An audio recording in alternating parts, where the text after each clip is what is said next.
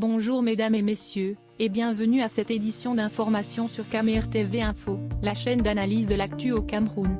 Ne rien taire pour plaire, ne rien dire pour nuire est notre credo. Voici pour commencer le titre de cette édition.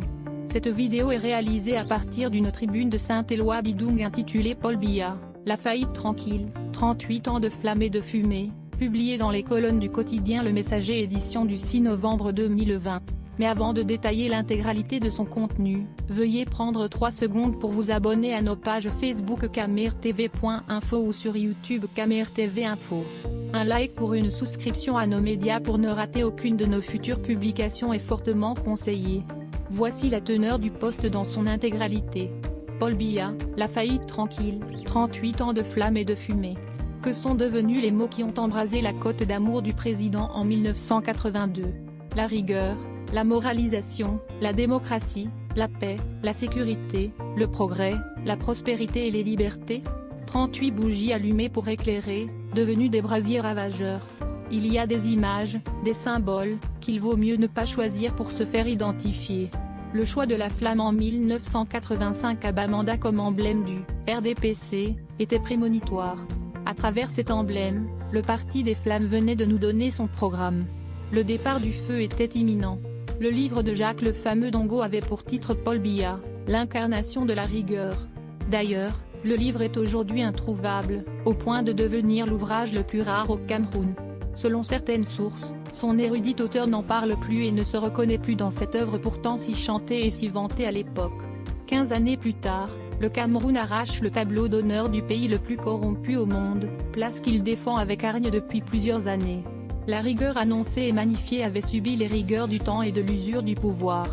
La moralisation s'était démoralisée face à la réalité. L'homme qui fut présenté et déifié comme l'incarnation de la rigueur n'est plus que l'ombre du 6 novembre 1982. Économie en braise, de la récession au marasme. Le bilan est pathétique, lourd et éloquent en dégâts matériels. Tout est passé sous la bourrasque des flammes incandescentes du feu de l'emblème du RDPC. Fogap, Sotuk, Midvive, Fodik, ont été totalement calcinés. Carbonisés aussi, Rgifercam, Cameroon Airlines, Camzip, la Société camerounaise de tabac, SCT, Oncipibi, la Sodincam, la Biao, la Cameroun Bank, le Crédit Agricole du Cameroun, la BCD. Dans les cendres, Fonadé, la Société des Sacheries du Cameroun, SSC, dans un amas de ferraille, Kamsuko, SCB, à de mise en chirurgie orthofaciale de restructuration, le spectacle effroyable de l'incendie qui a consumé, à l'UQAM, l'ONACAM. Combien d'entreprises sont parties en fumée? Le bilan est encore difficile à clôturer à ce jour. Les flammes n'ont d'ailleurs pas encore été circonscrites, le feu couvre sous la cendre dans plusieurs entreprises d'État et du secteur privé. Quelques biens retirés des flammes, en lambeaux, calcinés en grande partie. Labogénie, Socapalm, Sicam, Camténé, Snec, plus endommagés par l'eau des pompiers que par les flammes de l'incendie. Là, Sonel n'a pas pu être sauvé pour cause d'obscurité. Là, Sodécoton, a été défiguré par les flammes. Des opérations de chirurgie esthétique sont engagées.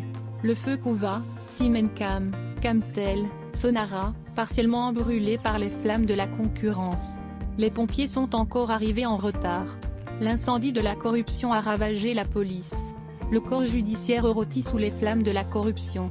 La douane s'est embrasée, les chiffres ne sont qu'un écran de fumée. Derrière, vous n'y verrez que du feu. Rigueur et moralisation, vigueur et normalisation de la gabegie. La politique de la rigueur et de la moralisation fut fatale aux fleurons intellectuels du Cameroun qui tombèrent un à un comme dans un effroyable cataclysme. Le très intelligent Jacques fameux Dongo, auteur de Paul Biya, l'incarnation de la rigueur n'avait pas prévu la montée en puissance des sports favoris des Camerounais, vol, détourne. Le pire allait arriver quelques années plus tard, quand Paul Biya, l'incarnation de la rigueur, rappela qu'il était l'incarnation de la rigueur. Malheureusement, il était trop tard et les dégâts sont spectaculaires. Un gouvernement en prison. Premier ministre, ministre d'État, ministre, secrétaires généraux de la présidence et secrétaires d'État, directeurs généraux, majors de l'ENAM, des experts en administration publique, des professeurs de droit et des éminents économistes. De tous ses proches collaborateurs, personne n'a compris ce que Paul Biya entendait par rigueur et moralisation. Démocratisation, l'oppression des vieux démons. Paul Biya souhaita que l'on se souvienne de lui comme l'homme qui a apporté la démocratie au Cameroun. Quand un président de l'Assemblée nationale trafique les résultats d'un scrutin ou ordonne de brûler les pancartes d'un parti d'opposition qui a tous les droits pour se déployer, on est en face de vieux démons. Quand des partis d'opposition ont pour programme politique des incendies et des casses, est-ce le fait de Paul Biya? Si au RDPC on forme les listes de candidatures avec des billets de banque, si les sous-préfets bourrent les urnes, ce n'est pas sur ordre de Paul Biya. En apportant la démocratie, il n'avait jamais dit que les sous-préfets interdiront les manifestations de certains partis et autoriseront celles d'autres formations politiques. Le regret est que, ces personnalités proches du président, sont les mêmes qui détournent les fonds publics destinés aux projets de développement, influencent à coups de millions, l'admission de leurs enfants dans les écoles. Cela n'était pas écrit dans Pour le libéralisme communautaire. Ce livre, qui a disparu des bibliothèques. Pourtant, il devrait être la Bible du pouvoir de Paul Biya, celui qui devait inspirer ses créatures dans leurs responsabilités. Très peu ont lu Pour le libéralisme communautaire. Très peu l'ont compris. Très peu peuvent appliquer la pensée de Paul Biya contenue dans ce livre. Le président Barack Obama a lu ce livre, il l'a compris et a gouverné l'Amérique pendant 8 ans avec les idées de Paul Biya. Au moment où il quittait le pouvoir, l'Amérique était une social-démocrate, le Cameroun prenait le virage à 180 degrés vers la dictature. L'Amérique baignait dans la prospérité, le Cameroun était inscrit au tableau d'honneur de la malgouvernance avec la mention de pays pauvre très endetté à se demander si c'est vraiment Paul Biya l'auteur, sinon l'a-t-il seulement lu? That is the question. 6 novembre 1982, 6 novembre 2020, 38 ans de prison ferme. La prison, Paul Biya y vit, il a perdu le respect de tous et de tout, ses décrets, ses circulaires, ses discours, ses circulaires au RDPC, chacun agit pour ses intérêts et pour les bénéfices de sa loge ésotérique. Les décisions du président national font l'objet de mépris chez les élites du parti. Dans le gouvernement, les ministres bradent tout. Une guerre éclate dans l'extrême nord, déclenchée par des fous d'Allah et autres coupeurs de route. Des hauts gradés de l'armée ouvrent des comptoirs de trafic et de détournement en gros et en détail, leurs caporaux violent des filles et tuent des femmes. Une autre guerre, savamment organisée par les stratèges du chaos debout, qui l'entoure, éclate dans le Cameroun anglophone. Voilà que ses proches collaborateurs attisent le feu pour que ça dure. Avec autant de peine, Paul Biya a raison de se cacher, de vivre perclus et reclus au palais et de faire le mort depuis plus de 6 mois. S'en sortira-t-il ok? Qui nous délivrera de cet enfer? Combien de temps serons-nous encore dans la flamme et la fumée? Les pompiers arriveront-ils encore en retard? Nous brûlons de le savoir depuis 38 ans. Paul Biya Yassioukan. Commentaire des internautes, gérant, super, une excellente description du tableau sombre du régime satanique du renouveau.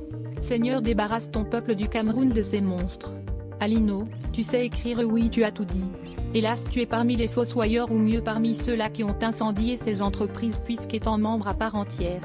Combien de mandats passés à l'exécutif communal de Yaoundé 6 en tant que conseiller du RDPC? Vous tenez là un discours de traître, assumez-vous jusqu'à la gare. Vous êtes à plaindre. Hélas, vous avez la tâche. Évariste, comment peut-on décider de prendre pour emblème d'un parti politique les flammes et les Camerounais n'y constatent rien de curieux? Vraiment, les Camerounais ont été enfarinés depuis 38 ans par un boulanger expérimenté et nous n'avions vu que du feu. Chapeau au boulanger. Noël, bonne analyse, mais combien sont des Camerounais capables de dire la vérité au président? Je crois que son entourage est plus occupé à protéger leurs privilèges que le bien-être du peuple. Regarde-t on fait tout que sur haute institution et mon grand c'est bien. Mais si on t'avait nommé tu n'aurais pas ce langage et voilà le problème du pays. Quand je mange je ne parle pas. L'entourage du chef ne marche pas. Mais comme on mange à s'en fout. On marche sur les autres. Il convient de signaler que Eloi Bidung est un militant RDPC, conseiller municipal récemment exclu du parti pour une période de 3 ans pour indiscipline. Veuillez prendre 3 secondes pour liker la vidéo et la partager. N'oubliez pas de vous abonner à la chaîne YouTube CamerTV Info. À bientôt pour de nouvelles publications. #anglophone génocide.